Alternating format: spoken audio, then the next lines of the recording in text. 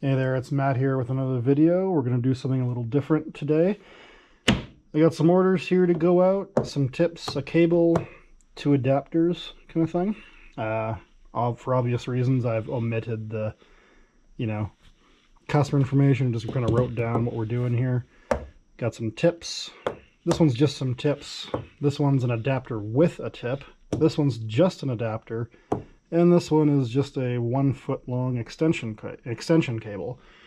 And I got a GoPro mounted to me so you can kind of see what I'm doing, and hopefully I can, show everything kind of as I do it. So we'll start here. So this one here, 2 HR106. Luckily I got those right there in the bin. These are 187 tang tips without the collar on them. So they're used for, let me see if I can focus that in on you. So yeah, 187 tang tips, adapter keys, just with no collar. So whatever their use for it is, that's that. This one here, so this is a right angle adapter, 400A. Which means it's a 156 in size, and the ratio is a 0.500. So 156. Get that shaft there. And a 0.5. So 0.5 HR209 for that side, and 199 for the other. Alright, mount these gears. What I like to do is just seat them first, kind of thing. I don't know how well you can see that. Yeah, seat them first to make sure they're straight.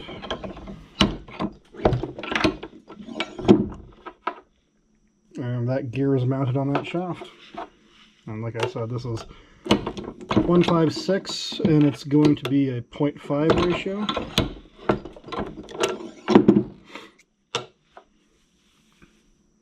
And like that.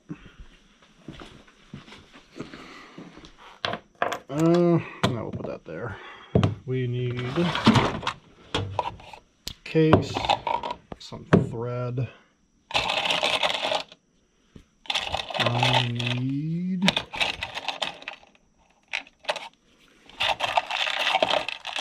a couple of end caps. I don't have that one. That's alright. I'll go get one. Alright, I'm back. Forgot to turn the camera on, but I put a Zerk fitting in that too, and now we finally got the end cap. So, now that we have everything for the adapter, I always put on some gloves, because, grease and whatnot.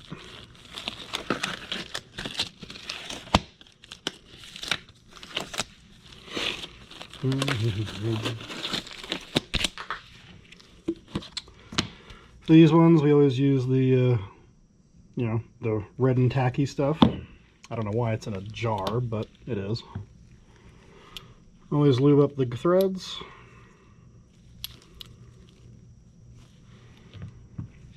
And then what I also do is make sure these gears have a very healthy coating. Make sure everything's in the teeth. Yeah, that stores that in the end cap. This one here with the Zerk fitting doesn't really, hang out that well in the one with the end cap, just purely because it's got nowhere to go kind of thing. So what I always do is seat it on there, get a cloth, then I just assemble that part in first, just to get it off of my plate kind of thing, as it were. If that makes any sense. Give it a little tighten. give it a little test. Make sure it's not binding on anything. Now the placement of this is kind of important. It denotes which way the rotations are going to be, if they're going to be clockwise or counterclockwise. This one's going to be the same as input. So it'll go like so. Nice and snug. Ugh, okay, then in we go. Sometimes the gear might, like this, kind of doesn't want to seat properly. That's just because the gears need to kind of want to mesh or don't want to mesh at the same time. And let's try to, there. Just have to turn the gear a little bit just to allow it to sink down. And cap on.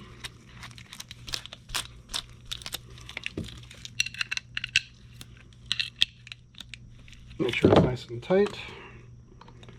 Test fit. I always kind of roll it around like this first, just to make sure there's nothing binding, but like so. And they need an HR 178 to go with it.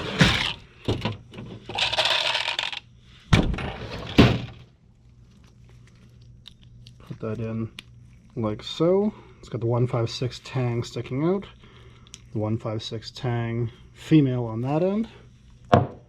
That one's done. Next one here,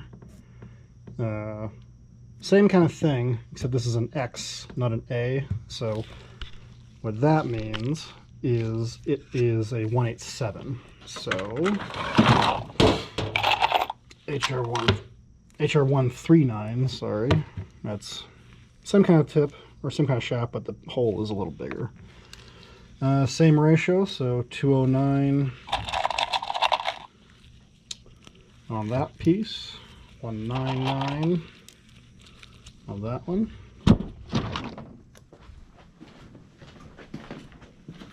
Go back to the arbor. Again, seat the gear. Seat it on. Looks good. Some people have asked me who've come in here before just to help me out or visit and whatnot. They always kind of ask me, well, how do you know it's straight and how do you do it so quickly? I'm like, well, I've been doing it since I was a kid, so, you know, it's kind of second nature to me at this point. And this is going to be the same thing. Red and tacky grease. Like I said, get a little bit there. Always get it in the threads. Like so. No, this one first. The gear here. Like I said, I make sure everything is very well covered, including the upper shaft here. Gotta remember to do things in front of the camera. I'm not exactly used to posturing myself like this. That's okay. Hopefully you kind of get the gist from it, at least. And then, you know, if you have feedback on how to, you know, aim the camera better, that'd be lovely. I don't really have much experience with filming things and, you know, making sure the shots in the right spot and things like that. It's just, you know, not something I've really been, I don't want to say used to, I just never did before. Also, this is the threading is going on exactly the same way as the other one. Sometimes you need the reverse orientation. Very rarely do you. Okay, why aren't you going in? This might be a bad thread. And I'm inclined to believe it is. Okay. Well, there's one of the problems you can come across here. So we have these threads, as well as everything we make, actually. We don't just have one, we don't just make one, we'll make 1,000, 5,000, 10,000. Kind of depends on what the part is. And sometimes you get ones that are bad out of the gate, like that one. It's supposed to go in there, the inner diameter hasn't been machined out properly. Sometimes you come across it and we throw that in the bin. It's not worth fixing. And then that one, as you can see, popped right in, so that's a good one. Put in the threads back. Make sure it's tight.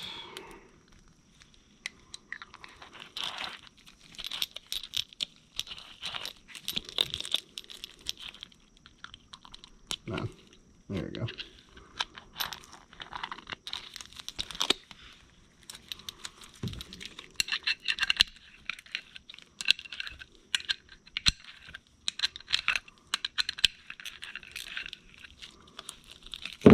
Oh, come on. There you go. And like I said, we always give it a little test in both directions. That one is done. Now, for no, not number 3, because that was 1, 2, 3. This is number 4. This is a 1-foot extension cable, 5/8 18 on both ends, 104 square on both ends. So let's get those parts first. I tend to do the ferrules first. So these are 5/8 threading. Bin down here, 5/8 nut. And they want this 1 feet long. So snug it up to the end. 1 foot's right there. And sorry for the loud noise.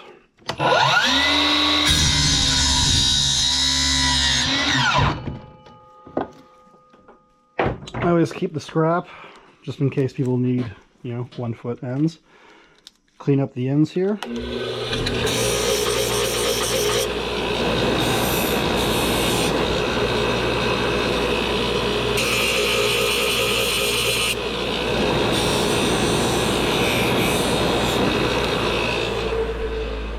So, wait for the grinder to kind of slow down a bit and be a little quiet. Like I said, we clean it up just so there's no burrs and things like that. Doesn't matter which way you put this on. There we go. Take our crimpers. I always give 2 crimps. Give it a little tug. It's good. The opposite side here, we are going to get that on. Sometimes it's a little finicky to get on because when you grind it, it produces a bit of heat and makes the rubber coating a little soft, so sometimes it wants to grab onto it and whatnot. Okay. We'll need that. We'll need that. I might need that. So that is the casing done. And then, like I said, this is 104 square on both ends. Got a little thing here full of the most common bits. That'll be our 104 square tip on that end. And as for 104 square on the other, again in the bin, this one right here. That way I can pass through and it hangs on the one side. Actually, no, this is not, I don't want a tip like that. This is an extension cable. That's the wrong part. I want one of these.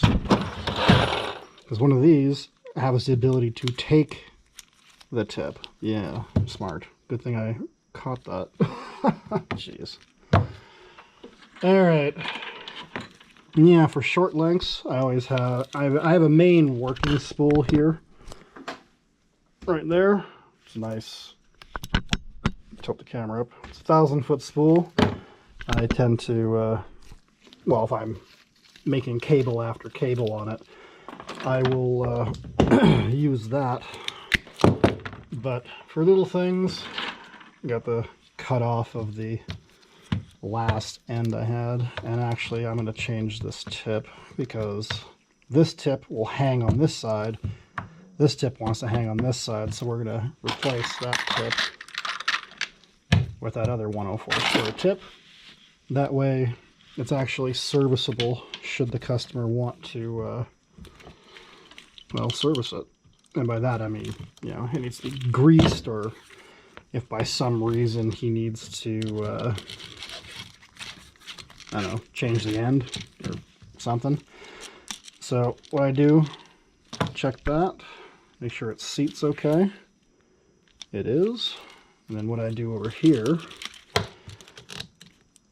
it's kind of second nature to me, but I'll try to do it for you here. I know where how long it should be. And then, like this will be the total overall length, but I want to make sure the total overall length is with the tip. So a little trick that was taught years ago is put it on like that. You can see how much it needs to be cut down by. So what I do is flip it over, run my finger down, hold it like that, snip it, and put it back on. I do not crimp it yet, purely because, you know, if I do, that's the one time it'll not work. And that air is flush like that, and that is where the tip will stick out. That is a little long, so I am gonna take a smidgen off again. I'm going to put that tip on, fully crimp it.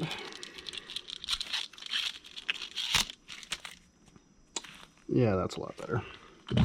If they're too long, they'll bind up. If they're too short, you know, they won't make a connection.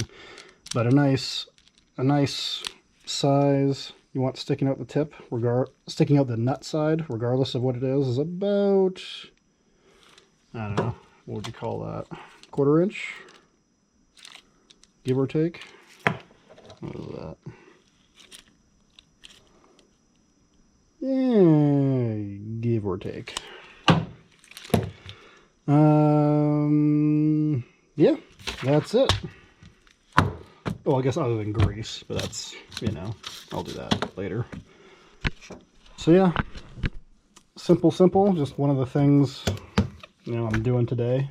Tips, 2 adapters, oh sorry, an adapter with a tip, adapter without a tip, and a little extension cable. These things are going, I don't know, all over the world really. Like, well, some of these are local. The cable I believe is going to England, and this adapter I think is going to the States, and I think these two are staying in Canada. Not overly sure, I'll have to double check on the invoice. But yeah, that's just a little bit of me working on the bench. If you like this kind of stuff, let me know, because, you know, I'll happily put more on, why not? Otherwise, if you have any questions or comments, put them in the comment section down below, and otherwise, have a good day.